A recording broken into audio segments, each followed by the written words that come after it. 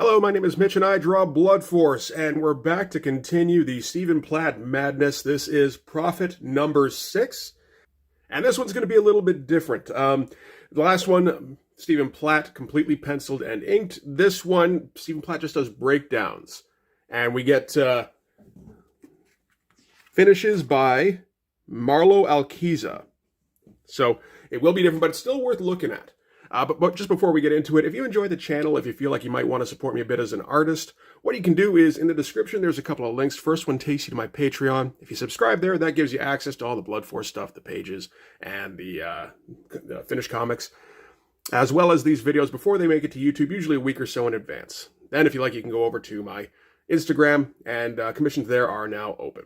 All right, so let's get into this. So the problems with Stephen Platt's artwork should probably be self-evident. I mean, here we are, we're 2 months later, and the best that Stephen Platt can do is breakdowns and a cover for the next issue. I think he's already started working on the next one. And then the next issue comes out in September. So if we're talking April to September, that is 2 issues in 5 months. And I mean, Prophet number 7 is not inked by Stephen Platt. It's also inked by Marlo Alquiza. So he's just not able to keep a monthly schedule, not even close. And it's not like there's any mystery to why either. I mean, even just looking at this cover, like how long did this cover take him? A week? You can't do that. You need to be able to churn out a cover in like 2-3 days, maybe, tops. But is this cover worth it? I mean, kinda, right? And it does actually sum up everything in the issue, pretty much. We've got Kirby here, we've got these 3 disciples that are sent after Prophet, and Prophet being about the combined size of all 4 of them. And, you know, gunshots going off here, bullet casings everywhere, all the veins. Like, this is, you know, this is kind of perfect. So, I mean, ideally, I guess, if you have Stephen Platt as your artist, he's going to release an issue once every 3-4 months. And it's going to be amazing. And then you got to wait again. Is that okay? I don't know. But that's pretty much Image in a nutshell. Do you want great art or do you want regular comics? You know?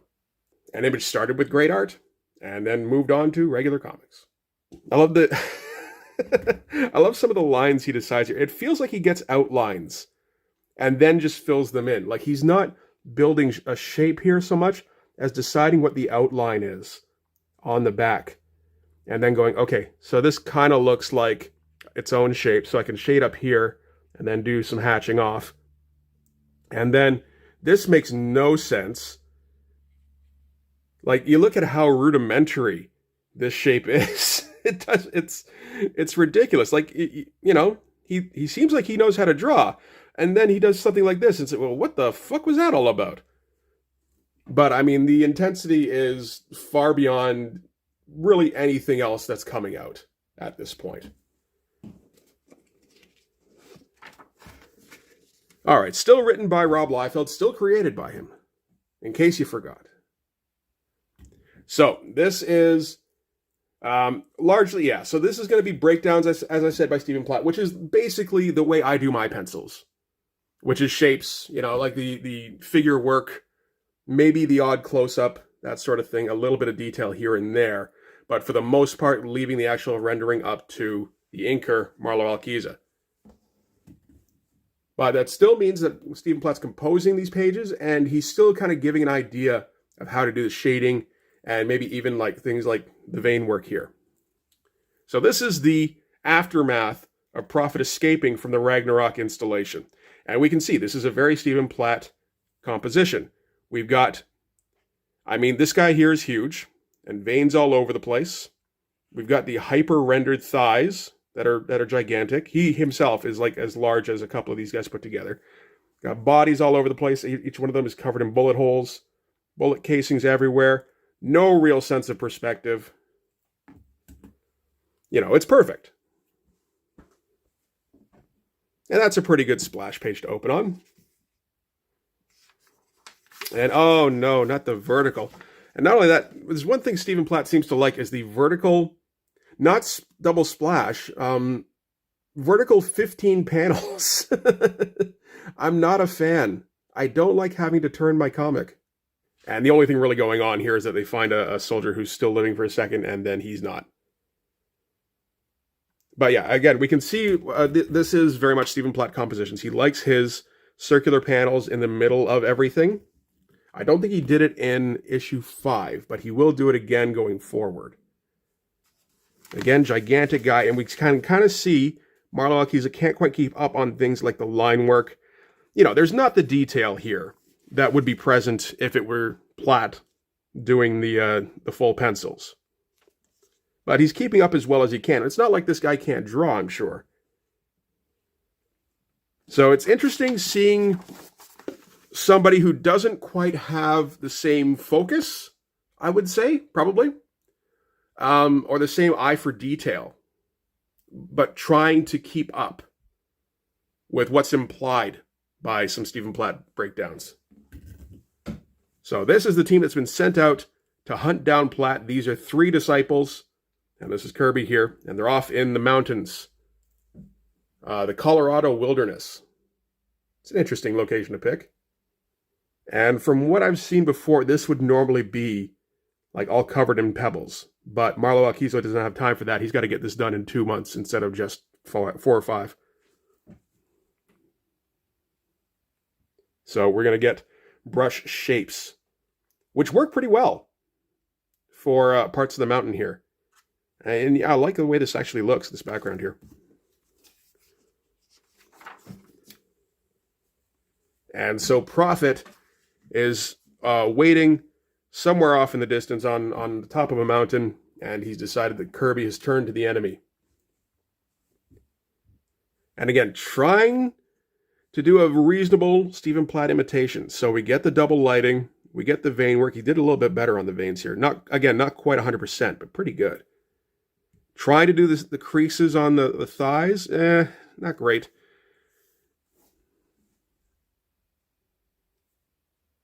But, you know, I like all the extra stuff. He's trying to, you know, he's keeping up with the added pouches, the knife on the boot here, these pads, all these extra clips and whatever, the wings here. The guns look nice and Platt-like. They're definitely the right shape, and they're kept in complete profile so that, well, I mean, this one isn't.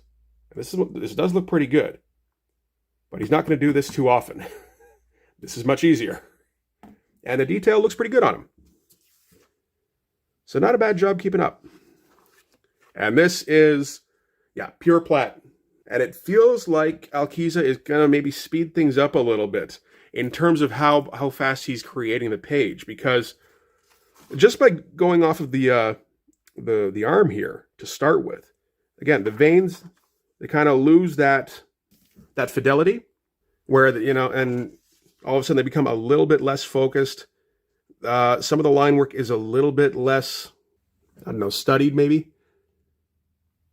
But we're getting a bit more immediacy. And yeah, I like this panel here where Platt gets knocked flying. I like this effect here with the very close speed lines being used, which you know, I mean, still works because it's hiding detail as well. But you don't want to completely render everything here. It looks like he's hovering in midair. This looks much better. And of course, by completely breaking the panel borders here and not just like starting to go into the next one, it's like completely taking over the top of the next one. It confuses how you're supposed to read it for a second. Just like, what? And it just adds to this chaotic kind of sense, which kind of works, really. And so this disciple leaps in for the kill. Kind of a standard pose. Looks pretty good. Prophet, as far as I can tell, pulls out a thermal detonator and I guess like kind of throws it at him and lights him on fire midair, maybe? Seems like it. And then he's going to go running off into the woods. Get some nice stuff here with the trees getting cut down around him.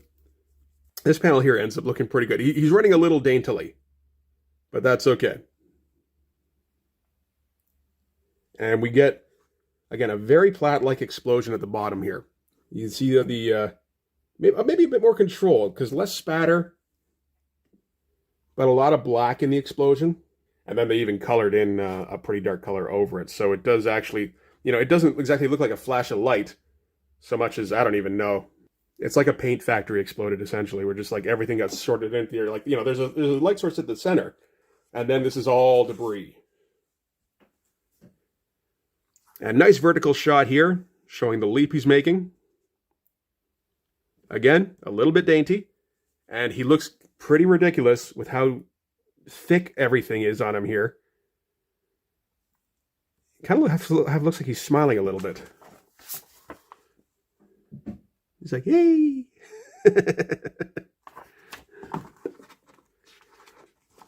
And another, dude jumps off the cliff after him and starts shooting in the air. Nice shot. This is all pretty good. We are crossing the axis here. But, like, who gives a shit? I feel like we cross it fairly often in Platt stuff. He doesn't pay attention to that kind of shit. All right, so they go into the ice. They go underwater here. And the disciple gets a hold of Platt, and I guess, yeah, so he's got this, like, Psylocke kind of energy blade, which I guess he stabs him with here. There's no indication of how he's doing that, considering this hand looks like it's behind his neck. This hand looks like it's in the small of his back, but like this part of his wrist is in his back. And then it's shooting out this way anyway, but whatever. And Prophet throws him off him, underwater, remember, and shoots him with a fire stick underwater, which kills him. And again, not quite that Platt level, but still pretty good. Very high intensity. And still too many panels on every page. You see, when you make too many panels this small, you gloss right over them. You maybe read the captions, and then you realize, wait, it's Liefeld. None of this means anything. And then you stop. So you just kind of get this overall sense of shit happening. You see this, like I when I read this page, I see like this, and then this, and this. And that's it. And everything else is just kind of like shit going on. And then Prophet comes up out of the pool, further down the ice floe, I believe, with the disciple on his back. This is tough, having to do the double lighting and the veins and water over top of that. Like, you poor colorist. How the fuck is he supposed to do anything with that? It feels like he simplified the line work here at least a bit, and anyway. But, like, everything piled on together. I don't know how you keep track of this shit. And this is a Prophet poster by Dan Panosian and Brandon Peterson. Remember what the Prophet comic used to look like? It wasn't quite like this. This is Brandon Peterson doing the pencils. But it's pretty close.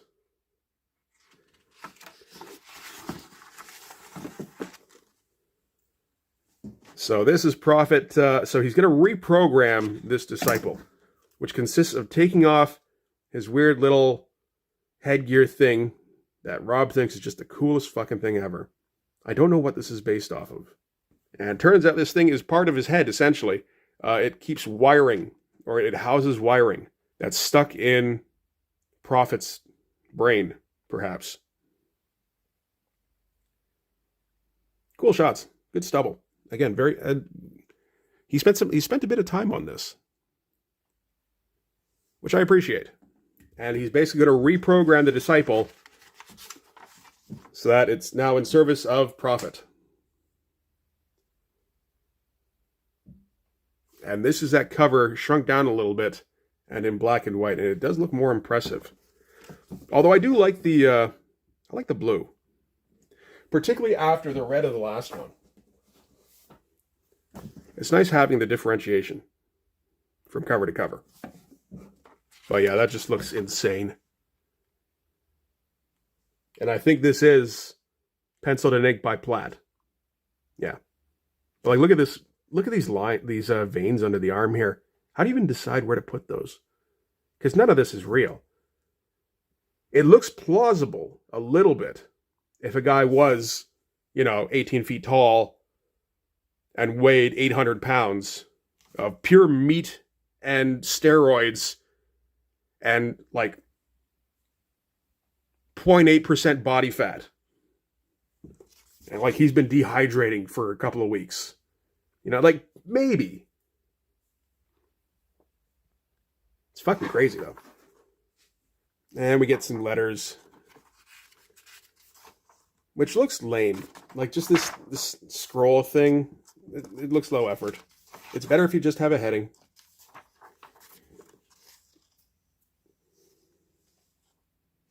What's coming out around this time? Bloodstrike 11, Black Flag, Brigade number 10, New Men number 3, Team Youngblood number 10, Youngblood number 6. And this is, what was it? This was June of 94. We're at least 2 years after Youngblood number 1. About 2 years and 2 months, I think. He's finally gotten on to Youngblood number 6. Some early Madureira. And I don't know what's going on here. I mean, I wonder if it's the Art T-Bear inking. Joe Madureira looked better than this earlier. So I got an issue of like Marvel Comics Presents with, here, hang on. So this is around, I think this is around May or maybe June of 1991. They don't say a month on this. But this is, I believe, Madureira's second published work. And this is during the Sam Keith Blood Hungry series, which is pretty great. But, and also has some very early Jay Lee. Who's inking this? Did they say? Tim DeZahn and Don Hudson. Like, good luck, you poor bastards. You can tell he's not putting any more work in there than usual. Like, this is some pure Jay Lee stuff. And then somebody else gets to try to ink this shit. And eventually they just went, fine, do what you want. And he did. And they went, holy shit, what have we done? But this is, as I said, I believe Joe Mad's second published work. Which is extremely Art Adams. Like to the point where you go, where you kind of cock an eyebrow, like, are you tracing bits from this? I don't think he is. And he's like 17 here. But you look at like stuff like this, and stuff like this, which is again very Art Adams. You can see a little bit of what's coming later. With the one big eye, the one slitted eye. That kind of thing.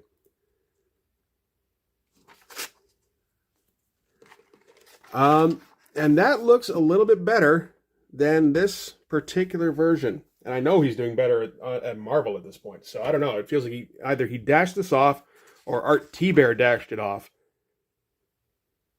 Probably a combination of the two, really.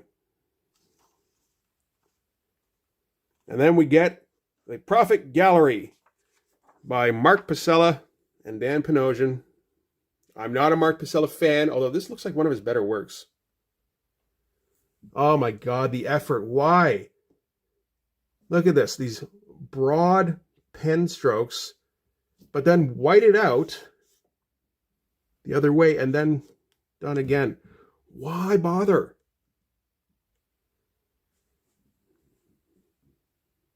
This is probably the best Mark Pacella thing I've seen. And then something here by Anthony Vu. Vanilla, whatever. And we get more Supreme Madness. Oh, we're getting crossovers by Union, Spawn, Stormwatch, and Pit? Really? Okay. They're not listing any artists on that. This doesn't look horrible compared to some of the stuff I've seen from like Todd Knock at that era, which is pretty bad. And then some Don Simpson. I don't know what this is about. Like, Don Simpson does work his way into Image a little bit, somewhere along the line. I don't know why exactly. I thought it started out with where he was like buds with Eric Larson. Well, thinking about it, Eric Larson and Raoul Liefeld come from the same place. There might be a link there. I don't know. But like, I can't imagine anyone ever along the line among the Image high command thought that Don Simpson was a fit for Image, you know? And then we got New Men number 4. New Men goes on for a while, somehow. Youngblood Strike file number 5. Is that all they're at? Again, they must have taken a hiatus somewhere. Anyway, so that's going to do it for Prophet number 6. It is a bit of a dial down in the fidelity, but not as much as you would expect, really. It still retains a lot of Plattness. So kudos to Mario Alquiza for that, I would say. So next time we're going to just finish up this early trilogy here with Prophet number 7. But that's going to do it for this one. Thanks very much for watching. If you like this video, please hit like, hit subscribe, hit the notifications. Go over to my Patreon and subscribe there. That gives you access to the Blood Force pages and comics, as well as these videos before they make it to YouTube, usually a week or so in advance. Then after that, you can go over to my Instagram, because commissions are now open there. I wouldn't mind taking a stab at something like this. Not the extraneous figures, maybe. Like, not these guys. This? Maybe? Nah. Anyway. I'll see you guys in the next video. Thanks again. Bye-bye.